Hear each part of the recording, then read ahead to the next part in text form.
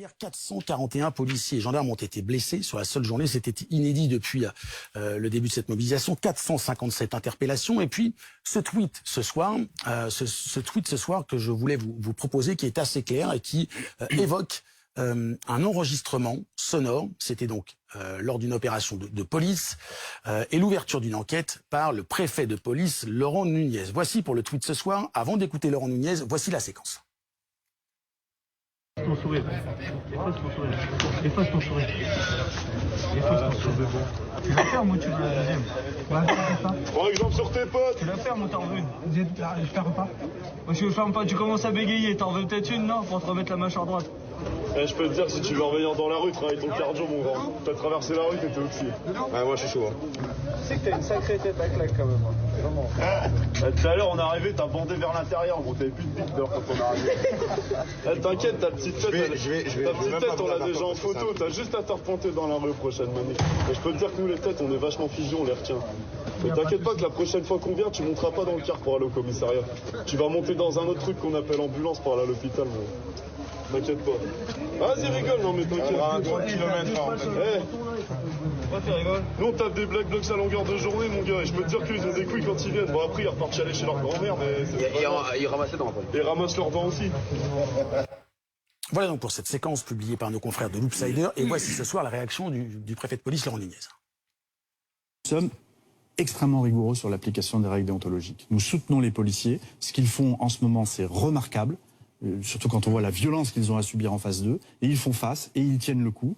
Et croyez-moi, ils sont très courageux parce que c'est très compliqué de pouvoir travailler quand on prend des pavés, des boulons, des cocktails Molotov. Mais nous exigeons en contrepartie d'eux une déontologie qui soit irréprochable. Le président de la République le demande, le ministre de l'Intérieur me le demande. Évidemment que quand j'entends cette vidéo, je suis, comme tout le monde, très choqué.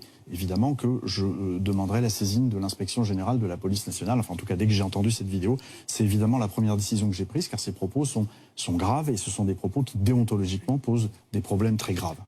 Et dans un instant, on en parlera avec mon invité Thierry Audouin, secrétaire national adjoint d'Alternative Police. Bonsoir, merci d'être avec nous ce soir. Merci d'être avec nous, secrétaire national adjoint Alternative Police. Quelle est votre réaction à la fois à cette séquence et aussi à la saisie par le préfet Nunez de l'IGPN? Bonsoir. Donc la saisie de l'IGPN, pour nous, est une évidence. On se doute bien que c'est ce qui arrive lors de ce genre de fait. Alors j'ai pris connaissance de cette bande audio il y a peu de temps avant l'émission. Je l'ai écoutée. Moi, ce que je me dis déjà, première chose, c'est j'attends de savoir si que cette bande soit authentifiée comme étant bien dit par des policiers déjà, et des policiers de la Brave M, donc à voir déjà pour ce qu'il en est.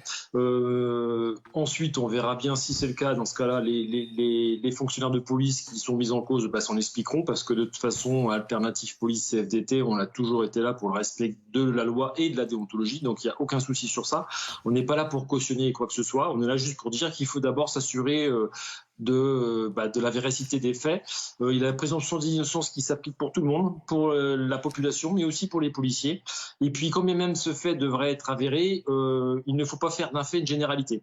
Donc, je voudrais pas que ce fait-là soit pris et on puisse expliquer qu'après, ça expliquerait toute la suite. Non, voilà. Il se passe des violences envers des policiers.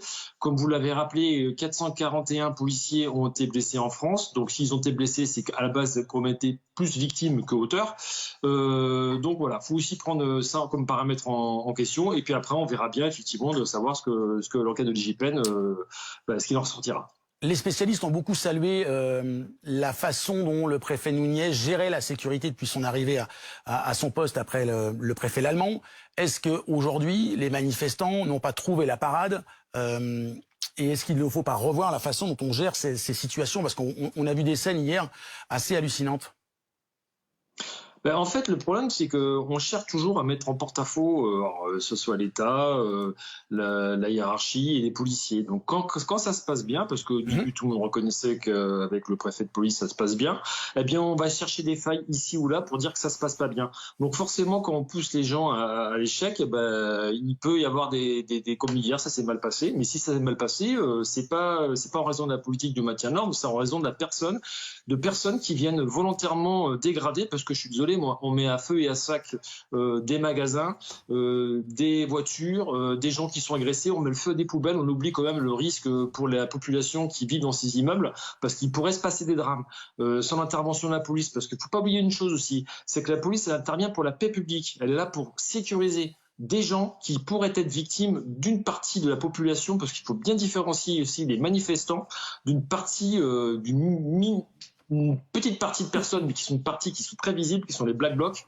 et qui, eux, ont pour seule volonté, c'est de dégrader et mettre un sac et avoir avec ce côté, cette volonté révolutionnaire. Et c'est évidemment ce que l'on essaie d'expliquer, image à l'appui. Merci beaucoup Thierry Audouin d'avoir été avec nous ce soir pour réagir.